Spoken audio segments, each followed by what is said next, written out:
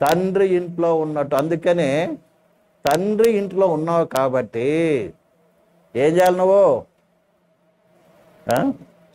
మీ నాన్న చిన్నప్పుడు మీ నాన్నగారు ఇంటికాడ ఉన్నాడనుకో ఎట్లా ఉండేవాడివి? అంతే కదా? మీరు కూడా చాలామంది నాన్న పేరు చెప్పి భయపెట్టిస్తుంటారు పిల్లని.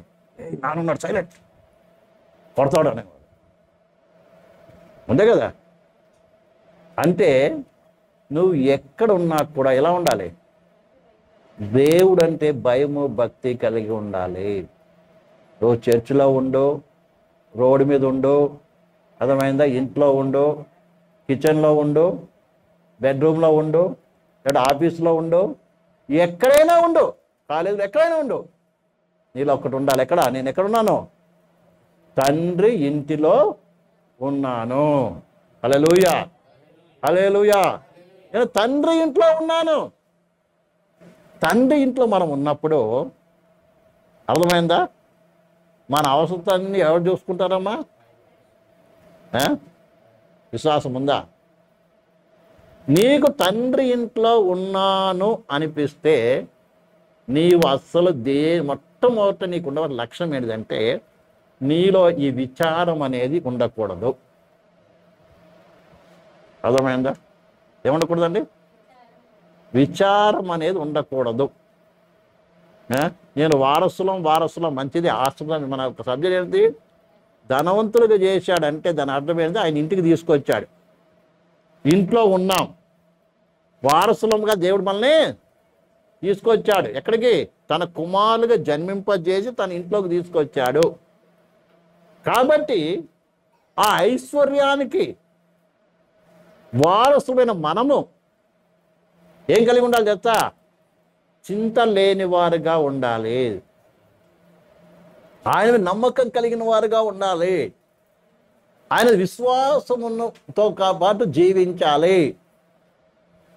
అర్థమవుతుందండి?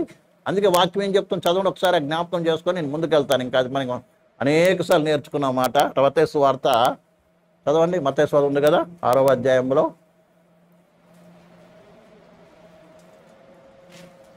కుమారులుగా ఉన్నటువంటి వారి యొక్క లక్షణాలు.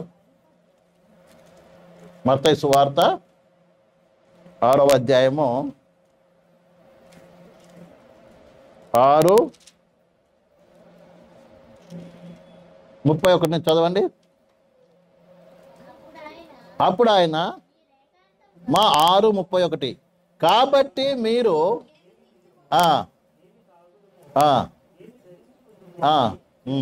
చింతించకుడి.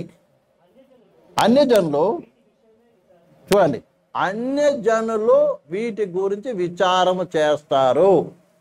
ఇప్పుడు నువ్వు అన్యజనుడువా దేవుని బిడ్డవా? అమ్మా దేవుని బిడ్డలేనా? దేవుని బిడ్డలైన వారు ఏం చేయకూడదు? విచారణ చేయొద్దు. విచారణ చేస్తే నువ్వు దేవుడి ఇంట్లో లేనివాడివే, అంటే తప్పిపోయిన కుమారు లాంటి వాడివి. అన్నమాట అర్థమైందా? మనకి ఎప్పుడు చింతలు వస్తాయి తెలుసా? మా వింటున్నారు అందరూ? ఎందుకు ఇక్కడ వినండి. మనకి ఎప్పుడు విచారం వస్తుంది? ఇంట్లో ఉన్నప్పుడా, ఇంటి బయటికి పోయినప్పుడా? అంటే మీలో విచారం ఉందంటే దాని అర్థం ఏంటిది? ఎందుకు పోయాడో ఇంటి బయట? మనకందరికీ కథ తెలుసు కాదు. దేవుడు చెప్పిన ఉపమానం ఏంటి? తప్పిపోయిన కుమారుడు స్టోరీ తెలుసు కదా. తండ్రి ఇంట్లో హాయిగా ఉన్నాడు. ఆయన పని ఏంటిది? తండ్రి చెప్పినట్టు చేసుకొని ఉండాలి, అంతే. కానీ అతను ఏమొచ్చింది? ఏమవుతుందండి? తన ఇష్ట ప్రకారము జీవించాలని ఆశ పుట్టింది. తండ్రి చెప్పిన ప్రకారం నడవాలని ఆయనకి ఇష్టం లేదు. ఎందుకంటే తండ్రి ఇంట్లో ఉన్నప్పుడు ఏం కావాలి? ఇంటికి పెద్ద ఎవరు? తండ్రి. తండ్రి చెప్పినట్లు ఏం చేయాలి? నడుచుకోవాలండి. కానీ చిన్నోడికి ఏమొచ్చింది? తండ్రి చెప్పిన ఇష్టం నడపడానికి ఇష్టం లేదు. మన కూడా చాలామందికి తండ్రి ఇంటికి వచ్చినా కూడా ఏం లేదండి, తండ్రి ఇష్ట ప్రకారం నడవటానికి మనకు కష్టంగా ఉంటుంది.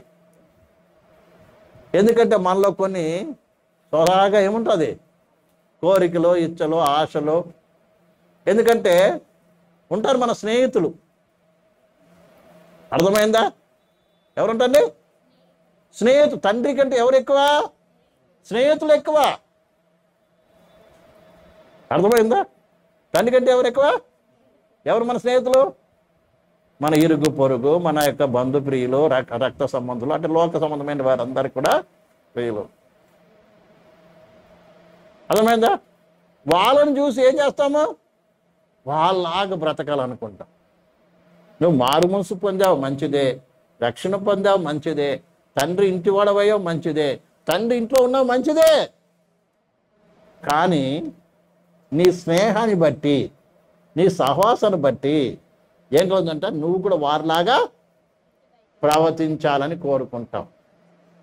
ఈ చిన్న కుమారుడు ఏం చేశాడు? చిన్న కుమారుడు దాని అర్థం మనం చేస్తే ఆత్మీయ తండ్రి ఇంట్లో ఉన్నా కూడా ఆత్మీయంగా ఎదుగుదల లేనటువంటి వాడుగా ఉన్నాడు. అర్థమవుతుందండి? మనం ప్రార్థనకు వస్తాం, రక్షణ పొందిన మాట సత్యమే, మారుమనసు పొందిన సత్యమే, పరిశుద్ధాత్ముడు పొందుకున్నావు సత్యమే. కానీ ఆత్మీయతలు ఎదగవలసిన రీతికి ఏం చేయం? మనము ఏం చేయరు? ఎదగరు. కారణం ఏంటిది? అదండి, ఇంకా పాత స్నేహాన్ని, పాత పద్ధతిని కొన్ని ఏం చేయం? మనము విడిచిపెట్టము. మన బంధువులు, ప్రియులు మనం ఏం చేయము? విడిచిపెట్టము. వారిని మెప్పించాలి, వారిని సంతోష పెట్టాలి. అర్థమైందా? లేకపోతే మనల్ని ఏం చేస్తారు? మన పరిస్థితి ఏంటిది? దేవుని కంటే ఎక్కువగా నమ్మకం ఎవరి మీద అండి? స్నేహితుల మీద, వాళ్ళ మీద, వీళ్ళ మీద అండి. నా మాట మీకు అందరికి అర్థమవుతుందండి? కాబట్టి అతనికి ఏమొచ్చింది? వాళ్ళను సంతోష పెట్టాలి, వాళ్ళలాగా బ్రతకాలన్నట్టు కోరిక పుట్టింది. అందుకని ఏమన్నాడో వచ్చి తండ్రి దగ్గర, ప్రభా తండ్రి నేనేం చేస్తాను, నా ఆస్తి నాకు ఇచ్చేసేయ్. ఏం చేశాడండి? ఆస్తి నాకు, ఏం కష్టపడి సంపాదించాడు ఆస్తిని? ఏం ఆస్తి అండి మరి? ఏం ఆస్తి? తండ్రి ఆస్తి ఏముంది నీ దగ్గర? చెప్పండి. ఏంటి తండ్రి ఆస్తి?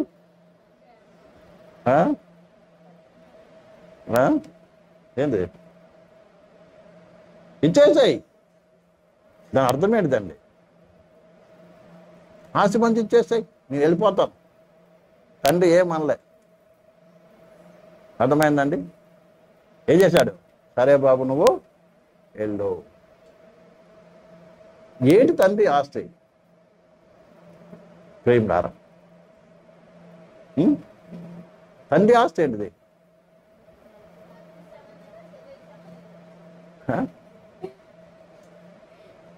నువ్వు ఆత్మ సంబంధంగా మాట్లాడుతున్నావా, శరీర సంబంధంగా మాట్లాడుతున్నావా? హల్లెలూయా. అర్థమైంది? సరే, శరీర సంబంధంగా ఆలోచించినట్లయితే ఏంది? తండ్రి దగ్గర ఉన్నటువంటి ధనము అన్నీ. అర్థమైందా? మరి ఏంటి ధనము అవన్నీ? చెప్పండి. బంగారం వెండి అవా? అయితే ఇప్పుడు మనకు తండ్రి ఇచ్చిన ఆస్తి ఏంటిది? ఏది ఇప్పుడు నేర్చుకున్నాం కదా, అవన్నీ తండ్రి ఇచ్చినదే. అర్థమైందా? అది తండ్రితో ఉంటేనే ఏమవుతుంది? నీకు ఆశీర్వాదకరంగా ఉంటుంది. అంటే నువ్వు పొందుకున్న రక్షణ కావచ్చు, అలా నీకు ఇచ్చిన ఆరోగ్యం కావచ్చు. అర్థమైందా? ఇంకా మనం చూసినట్టయితే ఇప్పుడు శరీరంతో ఏదైతే మనం ఉన్నామో అవన్నీ కూడా ఆయన ఇచ్చిన ఆస్తే. అర్థమైందా? కేవలం ఆత్మ సంబంధమే కాదండి, శరీర రీతిగా మనకి ఏదైతే ఉందో అవంతా కూడా ఎవరిచ్చింది? తండ్రి ఇచ్చిందే. నువ్వు పీలుస్తున్న గాలి, నువ్వు తాగుతున్న నీళ్ళు, నువ్వు కష్టపడి సంపాదిస్తున్నావు అనుకుంటున్నావు ఇచ్చిన ఉద్యోగము, అన్నీ ఎవరిచ్చింది? తండ్రి ఇచ్చింది. నీకు ఇచ్చే ఆయుష్ దేవుడిచ్చిందే. ఏదైతే కలిగినావు అంతా ఎవరిచ్చిందే? తండ్రి ఇచ్చిందేనండి. అర్థమైందా? అన్ని తండ్రి ఇచ్చిందే ఉపయోగించుకుంటూ ఏం చేస్తాం? మళ్ళీ నా ఇష్టం వచ్చి నేను బతుకుతా. తండ్రికి లోబడం. భౌతిక సంబంధం కాకుండా ఆత్మ సంబంధమైనవి కూడా ఎవరిచ్చింది? తండ్రి ఇచ్చిందే. నీదంటూ ఈ లోకం నువ్వు తెచ్చుకుంది ఏమీ లేదండి. అవునా? నీకు ఇచ్చినటువంటి ఆరోగ్యం కావచ్చు, నీకు ఇచ్చిన అందం కావచ్చు, నీకు ఇచ్చిన బలం కావచ్చు, నీకు ఇచ్చిన ఏదైనా సరే అని ఎవరిచ్చింది? మళ్ళీ ఏమంటాం? నా ఇష్టం అంటాం. అర్థమైందా? అని ఏమంటాం? నా ఇష్టం అండి కదా. అందుకే ఇంట్లో గొడవలు వచ్చేది, బయట గొడవలు వచ్చేది. అందుకే అంతే కదా. భార్య భర్తల మధ్య ఎందుకు గొడవ వస్తుంది? నా ఇష్టం అంటే నా ఇష్టం, నీ మాట నేనేనా అంటే నా మాట నేనేనా అంటారు కదా. ప్రేమ ముందు ఆ ఇష్టాన్ని వదులుకొని దేవుని ఇష్టానికి లోబడితే అంత సమాధానమే. హల్లెలూయా, హల్లెలూయా. కాబట్టి ఈ విషయాన్ని మనం బాగా అర్థం చేసుకోవాలని. ఈ చిన్న కుమారుడు ఏం చేశాడు? ఇచ్చేయను అదంతా. యేసయ్య ఏమనలే, నా ఇచ్చేస్తున్నా పో. ఏం చేశాడంట? తన స్నేహితులతో కలిసి ఏం చేశాడు? దుర్వ్యాపారం చేశాడు. ఈ లోకంలోదంతా ఏందండి? దుర్వ్యాపారమే, మంచి వ్యాపారాలు కాదు. అర్థమైందా? ఏదైతే నీ ఇష్ట ప్రకారం నువ్వు సంతోషించాలి, ఆనందించాలి, నలుగురు మెప్పించాలి, నలుగురు కోసం బతకాలి, అందరూ నలుగురు ఏం చేయాలి? నేనేం చేయాలి? జై జైలు కొట్టాలి. మంచిదే, నువ్వు అందరూ మెప్పించావు, బాగుంది కదా. చాలామంది ఇదిగోండి ఫలానా చెయ్యొద్దయ్యా, ఫలానా చెయ్యొద్దయ్యా అంటే మేము ఎందుకు ఒప్పుకుంటాం? చేస్తాం అంటారు. ఉదాహరణకి కొన్ని ఫంక్షన్లు చేస్తుంటారు కదా. ఇప్పుడు అన్ని జనులు ఏదైతే చేస్తారో అలాంటిదే క్రైస్తవుల్లో కూడా జరుగుతుంది. పుట్టినరోజు పండుగలు చేస్తుంటారు కదా, అక్కడక్కడ బోర్డు చూస్తూ ఉంటాం కదా. పెద్ద ఫంక్షన్ హాల్ తీసుకొని ఫస్ట్ బర్త్డే ఎన్ని లక్షలు ఖర్చు పెడతారో మనకు తెలియదు. అర్థమైందా? ఇప్పుడు మీకు డబ్బులు ఉంటే మీరు ఏం చేస్తారు? పుట్టినరోజు మేము చేసుకుని మీరు రావద్దు, పాస్టర్ గారు మీరు రావద్దు, మేము చేసుకుంటాంలే. ఆ బంధువులను మనం అడుగుతున్నాం, నలుగురిలో ఏమవుతుంది? లేక మౌనంగా ఉన్నాం. కానీ మనము డబ్బుంటే ఊకుంటారు మీరు. ఎటు కాకపోతే చివరికి పెళ్ళి వచ్చింది అనుకోండి. నేను మొన్ననే అక్కడ మన 8వ తారీఖు పెళ్లి చేసి ఇక్కడికి వచ్చాం. అర్థమైందా? అదే స్టేజ్ మీద లైట్లు పెట్టొద్దు, తర్వాత ఇంకేంది పూలు గీలు పెట్టకుండా సింపుల్గా చేయరా బాబు అంటే ఒప్పుకోరే. ఏం చేస్తారు? డబ్బులు ఉన్నాయి మాకు, మా ఇష్టం. ఇది కూడా చేయనివరా, ఇది కూడా పెట్టనివరా. ఇప్పుడు చివరికి ఏం చేస్తాం? మనం వదిలేసేసి మనం లేకపోతే ఏం చేస్తాం? మనం వెళ్ళిపోయిన తర్వాత మిగతా కార్యాలు చేస్తానంటారు. అలా ఏం జరగలేదు అనుకోండి. జరగదు అలా చేశారనుకో, ఇక తర్వాత చర్చికి రావద్దని వేస్తాం లాస్ట్కి. అర్థమైందా? కొంతమంది చేస్తారు అట్లాగా. అర్థమైందా? ఒకసారి ఇలా ఒక పెళ్లి చేసాం, ఎంత చెప్పాం, మేము పెళ్లి నీ ఇష్టం సరే, మా పద్ధతి ప్రకారం వాక్యానుసారంగా ఇలానే ఉంటుంది అని చెప్పిన తర్వాత కూడా లేకుంటే నీకు అంత కోరికుంటే మమ్మల్ని రమ్మను చెప్పొద్దు, నువ్వు వెళ్ళి ఎక్కడైనా చేసుకొని రా అని చెప్పాం. కానీ ఆయన ఏం చెప్తాడు? మీరు ఉండాలి, అది జరగాలి. అర్థమైందండి? చివరికి మేము ఎట్లా చెప్తే అట్లనే అని వాళ్ళు ఒప్పుకున్నారు.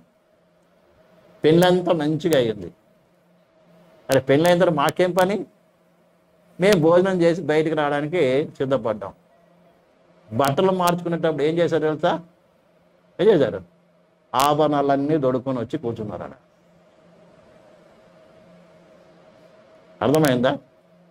ఇలా చేస్తుంటారు చాలామంది. ఎందుకంటే మా ఇష్టం నేర్చుకోవాలి.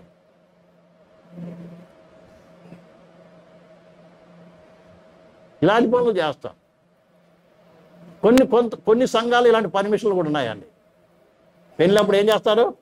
ఆభరణాలకి ఏమో ఏమి ఉండవు. పెళ్లి కాగానే రిసెప్షన్కి వచ్చేటప్పటికి ఏ టు జెడ్ పెంతుకోసు పెళ్ళిలానే ఉంటాయి.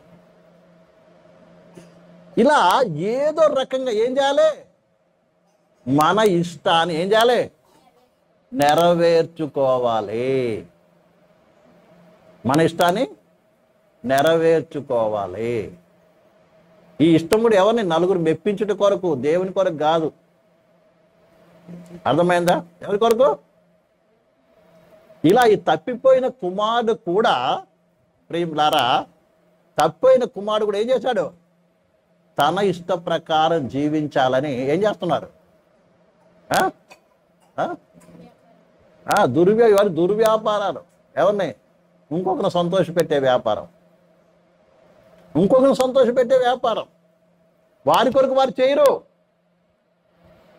వారి కష్టార్జితమే కావచ్చు, వారికి కలిగిన అన్నీ కావచ్చు, ఏం చేస్తారు, ఇతరుల కొరకు ఖర్చు పెడతారు. అర్థమైందా? అరే ఉన్న దాంట్లో, అర్థమైందా, ఏం చేయాలి, ఏది చేసినా ఉన్న దాంట్లో చేసుకోరా బాబు, ఉన్న దాంట్లో ఇల్లు కట్టుకో, ఉన్న దాంట్లో పెళ్లి చేసుకో, ఉన్న దాంట్లో చేసుకోరంటే ఆహా, అందరూ ఏమనుకుంటారు, వాళ్ళు ఎట్లా చేశారు, వీళ్ళు చేస్తారు, వాళ్ళకంటే ఎలా ఉండాలి, మాది గొప్పగా ఉండాలి. అర్థమవుతుందండి? ఏదో అప్పు చేసి మరి చేస్తూ ఉంటాం. తర్వాత ఏమంటారు తెలుసా, నేను అప్పుడు గృహప్రవేశం కూడా చెప్తుంటాను. ఏమని చాలా అన్ని జనుల దగ్గర విన్నాను నేను. మేము ఇల్లు కట్టిన తర్వాత ఇంట్లో చాలా కష్టంగా ఉందండి, నేను వడ్డీలు కట్టడానికి సరిపోతుంది అంత. ఇల్లు కట్టిన తర్వాత మాకు ఎలా ఉంది, కష్టంగా ఉంది. కానీ సాక్ష్యం చెప్తారు గృహప్రవేశం అప్పుడు, దేవుడే ఇచ్చాడండి అంతా. సరే, కష్టాలు కూడా దేవుడే ఇస్తాడు, ఇంకా పెట్టేదేముంది. ఇదంతా దైవ ఆశీర్వాదం కాదు, కానీ మన సొంత ఇష్ట ప్రకారం నడుచటం వలన, అర్థమవుతుందా, కోరి తెచ్చుకున్నటువంటి కష్టాలు. వీరికి ఏంటంటే తండ్రి ఇంట్లో ఉండటం వారికే ఇష్టం లేదు. తండ్రి ఇంట్లో ఉంటే ఏం చేయాలి, తండ్రి చెప్పిన ప్రకారం ఏం చేయాలి, నడుచుకోవాలి. అర్థమైందా?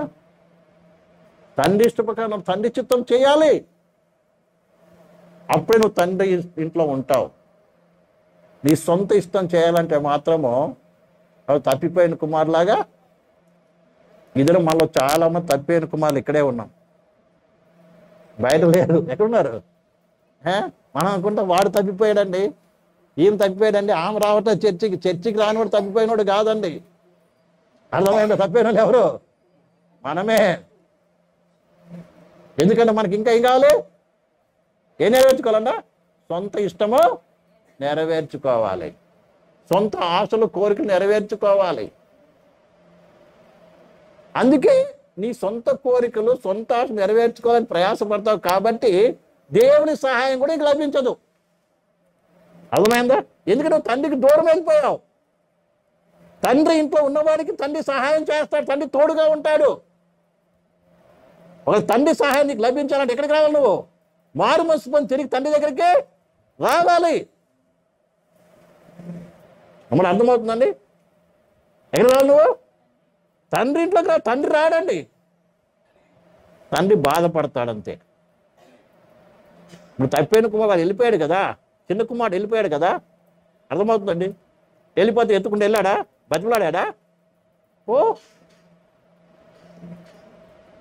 నువ్వైతే ఎప్పటికీ నాకు కుమారుడివే, ఈరోజు రేపు తెలుసుకుంటావు, బుద్ధి వస్తుందని దేవుడు ఏం చేస్తాడు, నీ ఎంబడి రాడు. వెళ్ళిపో, వెళ్ళి ఏం చేయి, నాశనం చేసుకో. చివరికి ఏ స్థితికి రావాలి, పందిపొడి తినే స్థితికి రావాలి నువ్వు. అర్థమైందా? అలా చాలామంది పందిపొడి తినేసి ఇప్పుడు అయ్యా మేము చర్చికి రావచ్చా అంటున్నారండి. చాలా యవన పిల్లలు కానీ ఇతరులు చాలామంది ఏం చేయాలి, దేవుడు చెప్పిన మాట ఎందుకంటే వెళ్ళిపోయారు. మా ఇష్టం, మేము వాళ్ళని ప్రేమించాం, వీళ్ళని ప్రేమించాం, అదండి ఇద్దరు ఏం చేశారు, తల్లిదండ్రులు లెక్క చేయలేదు, అన్నదమ్ములు లెక్క చేయలేదు, విశ్వాసం లెక్క చేయలేదు, సంఘాలు లెక్క చేయలేదు, ఏం లెక్క చేయలేదు, వెళ్ళిపోయారు. చివరికి ఏం పరిస్థితి వచ్చింది తెలుసా? పందిపొట్టు తినే పరిస్థితి వచ్చింది. తండ్రి ఇంట్లో ఉన్నప్పుడు తండ్రికి లోబడి నడుచుకున్నట్లయితే నిజంగా తండ్రి నీకు తగిన కాలంలో ఏం చేస్తాడు? అన్ని సమకూర్చి మేలు చేస్తాడు. ఈ విషయాన్ని ప్రియమైన ప్రతి ఒక్క విశ్వాసం బాగా అర్థం చేసుకోవాలి. మరి కొంతమంది మా పిల్లలకి సంబంధం రావట్లేదు, ఏంటి అన్యులకి ఇచ్చేస్తారు. ఇప్పుడు అయ్యా మా అల్లుడి గురించి ప్రార్థన చేయమంటే ఏం చేస్తాం చెప్పండి? కాబట్టి ప్రియమైన పిల్ల బాగా అర్థం చేసుకోవాల్సిన విషయం అంటే, తండ్రి ఇంట్లో ఉన్నప్పుడు నీకెవరున్నారు? తండ్రి నీకు తోడుగా ఉండాలంటే ఏం చేయాలి? తండ్రికి ఇష్టమైన రీతికి ఏం చేయాలి? నడవాలి. అందుకే ప్రభు కూడా చెప్పాడు, ప్రభువా ప్రభు అని పిలుచు ప్రతివాడు పరలోక రాజు ప్రవేశించడు, కానీ పరలోకమందు నా తండ్రి చిత్త ప్రకారము చేయవాడే ప్రవేశించును. ఎవరు నా తల్లి, ఎవరు నా సహోదరులు ఈ నా మాట విని వాటి చెప్పుడు చేయవాడే ఏమిటంట? నా తల్లి నా సహోదరులు అన్నారండి. తండ్రి ఇంట్లో ఉన్నప్పుడు నువ్వేం చేయాలి? తండ్రి చెప్పిన ప్రకారం నడుచుకోవాలి. ఎందుకని ఉన్నది ఎక్కడ? తండ్రి ఇంటిలో. నీ ఇష్టప్రకారం నడవటానికి వీల్లేదు. దీని ముందు కూడా మీరు నేర్చుకున్నారు కదా, దేవుడు ఆదాము అవ్వని ఏదైనా తోటలో ఎందుకు పెట్టాడు కదా? అది తండ్రి ఇంట్లో అనేది. దేవుని సంఘం అంటే ఏం తెలుసా? తండ్రి యొక్క ఇల్లు. అక్కడ తండ్రి అంటే భయముతో భక్తితో ఏం చేయాలి? మనము జీవించవలసిన వారై ఉన్నారు. భయభక్తులుగా ఏం తండ్రికి ఏం చేయాలి? భయభక్తులు కలిగి జీవించాలి. నువ్వు చింతపడకూడదు. తండ్రి ఇంట్లో ఉన్న వారికి ఏముండకూడదు? చింతకు బదులు ఏముండాలి? తండ్రి అంటే భయము భక్తి ఉండాలండి. తండ్రి అంటే ఏముండాలి? భయము భక్తి ఉండాలి. తండ్రికి భయపడాలి నువ్వు. తండ్రికి భయపడి తండ్రి చెప్పినప్పుడు ఏం చేయాలి? నువ్వు నడుచుకున్నట్లయితే ప్రియమైన బిడ్డలారా, నిశ్చయముగా నీకు ఏ లోటు కలగదు. ఆయన అన్ని సమకూర్చి ఏం చేస్తాడు? జరిగించగల శక్తివంతుడు. హల్లెలూయా, హల్లెలూయా. కాబట్టి ప్రియమైన బిడ్డలారా, మనం అందరం తండ్రి ఇంటికి వచ్చి ఉన్నాము కాబట్టి అర్థమైందా? ఏం చేయాలి? మన ఇష్ట ప్రకారం మనం నడవటానికి వీలేదు, కానీ తండ్రి చిత్తతో నడుచుకోండి. అందుకని ఏదైనా చేయాలనుకున్నా ముందు ప్రార్థించాలి, వాక్యం చదవాలి. అర్థమైందా? తెలియకపోతే అడిగి తెలుసుకొని ఏం చేయాలి? మనము అడుగులు ముందుకు వేయడం నేర్చుకోవాలి. అర్థమైందా? అలా నడిచినట్టు దేవుడు ఏం చేస్తాడు? మన జీవితంలో గొప్ప కార్యము చేస్తాడు. గొప్ప కార్యం చేస్తాడు. నీకు నెమ్మది సమాధానం ఇస్తాడు. నువ్వు చేసే ప్రతి పనులు, నువ్వు ప్రతి కార్యం ఉన్న ప్రతి స్థలంలో ఏముంటుంది? ఆయన నీకు తోడు కూడా ఏం చేస్తాడు? నిన్ను నడిపిస్తాడండి. నీ కుటుంబం కూడా ఏమవుతుంది? ఆశీర్వదింపబడుతుంది. మనం 128వ కీర్తన చదివినట్లయితే ప్రతి వివాహంలో ఏం చేస్తాం? చివరిలో చదువుతుంటాం. అది యెహోవా బైబిల్ గలవారు ఇలాగో ఏమవుతాడు? ఆశీర్వదింపబడతాడు అని రాయబడింది. చదవండి ఒకసారి. యెహోవా యందు భయభక్తులు కలిగి ఆయన త్రోవల యందు నడుచువారందరూ ధన్యులంట. ఏం కావాలి? మొట్టమొదట దేవుని యందు భయభక్తులు కలిగి ఆయన త్రోవలో ఏం చేయాలి? నడుచుకోవాలి. ఆయన నీకు త్రోవ చూపిస్తాడండి. నీకు త్రోవ చూపించి ఎవరు? దేవుడు. కాబట్టి ఇంటి యజమానుడైనా ఏం చేయాలి? ఆయన బైబిల్ కలిగి. ఎందుకంటే మీరు ఎక్కడున్నారు? ఆయన ఇంట్లో ఉన్నారు. ఆయనకేం చెప్తాడు? ఆ త్రోవలో ఏం చేయాలి? నువ్వు నడుచుకోవాలి. ఏం చదవండి ఇంకా? నిత్యముగా నీ చేతుల కష్టార్జితమును చూడండి. మీరు కష్టపడతారు, ఎంతో కష్టపడతారు. చాలాసార్లు మీ కష్టార్జితము ఏమవుతుంది? మీరు అనిపిస్తున్నారా? ధన్యులు అయితే మంచిది. కాబట్టి అనిపిస్తుంది, దాని అర్థమైంది మీరు దేవుని బైబిల్ కలిగి నడుచుకుంటున్నారు అనమాట. అదే ఎవరో ఎత్తుకుపోతున్నారు అనుకోండి, అని అర్థమేంటిది? మీ కష్టార్జితం మీరు తినట్లేదు, మీ చేతికి అందట్లేదు. దాని అర్థం ఏంటంటే నీలోనే ఎక్కడో లోపం ఉంది. ఎక్కడ నువ్వే దేవుని మార్గం ఏం చేస్తున్నావు? తప్పిపోతున్నావు అర్థం. తర్వాత కింద నువ్వు ధన్యుడు, నీకు మేలు కలుగుతుందంట. అంటే భార్య భర్తల మధ్య ఎలా ఉంటుంది? ఐక్యత, అలాగే ఏముంటుంది? ఫలింపు ఉంటుంది.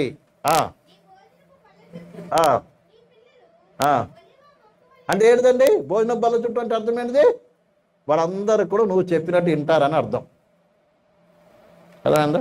మీరు రోజు మీ పిల్లలతో కలిసి భోజనం చేస్తారా? చేసే అనుభవం ఉందా మీకు? ఇప్పుడు చిన్నగా ఉన్నప్పుడు సరే, పెద్దగా అయిన తర్వాత అర్థమవుతుందా? దాని అర్థమేంటిది? ఎప్పుడు అందరూ కుటుంబంతో ఐక్యత, ప్రేమ, సమానత కలిసి ఉంటారని దాని అర్థం. చూసారండి, యెహోవా బైబిల్ కలిగి ఇలాగ ఏమవుతాడు? ఆశీర్వదింపబడతాడా?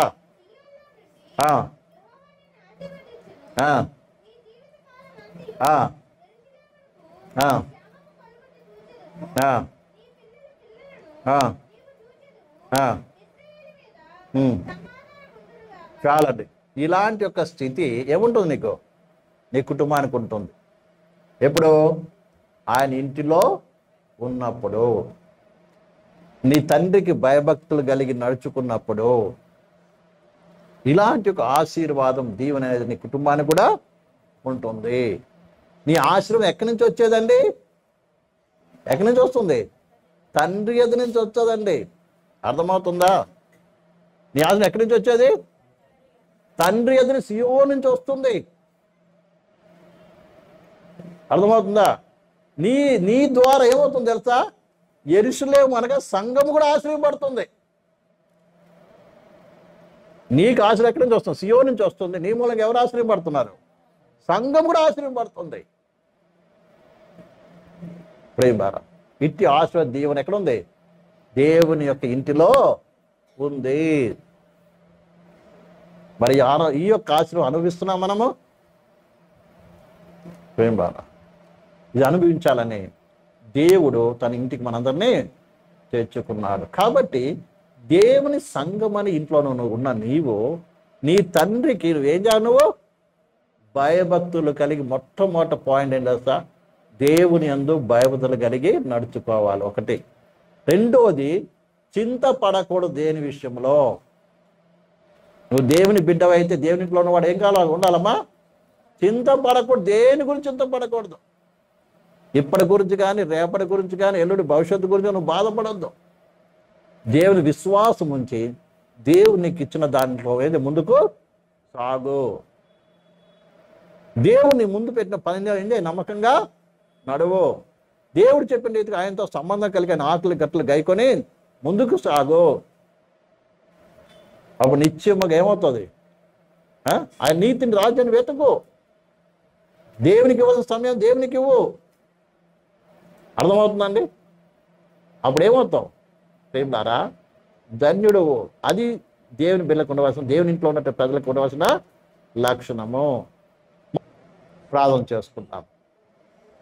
మహోన్నతుడైన తండ్రి, మహాపరిశుద్ధుడు, జీవముల తండ్రి, నీ ప్రజలను ప్రేమించి ప్రేమైనటువంటి మాకు దేవా, నీ బిడ్డలకు, నీ సంఘానికి పరిచయం చేసే యోగ్యతను, కృపనిచ్చినందుకు వందనాలు చెల్లిస్తున్నాం నాయన. విత్తబడిన వాక్యము ద్వారా వీళ్ళందరూ కూడా ప్రభు నీ కుమారులుగాను అయ్యా, నీ చిత్తానికి లోబడి, నీ స్వభావం కలిగిన వారుగా,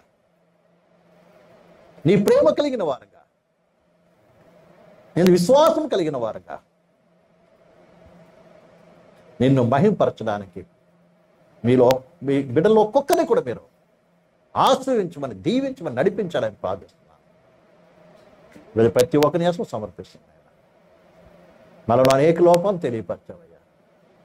అన్నిటిని మనం పరిశుద్ధపరిచి, పవిత్రపరిచి నీ పరిశుద్ధ బల సమీపించడానికి నీ కృప అనుగ్రహించాలని, నన్ను గొప్ప చేసుకోవాలని, ప్రతి ఒక్కరిని దీవించి పంపించాలని, ఎంతో బిడ్డలను కృపా సమర్పించమని, ఈ డాక్టర్ ఆశపడే ఇక్కడ మీద కలుసుకొని నేను ఆరోగ్య కృపాభాగ్యం దయచేయమని, నీ సన్నిధి ఉంచమని యేసు అడిగి ప్రార్థిస్తున్నాం తండ్రి. ఆమేన్. మన తండ్రి అయిన దేవుని ప్రేమయు, కుమారుడైన యేసుక్రీస్తు కృపయు, పరిశుద్ధాత్మిక అన్యోన్య సహవాసము కూడొచ్చిన మనందరికీ లోకం సకల పరిశుద్ధులకు కూడా ఆయన రాకల పర్యంతము తోడై నడిపించును గాక. ఆమేన్. అందరికీ కూడా యేసుక్రీస్తు నామములో వందనాలు. Praise the lord.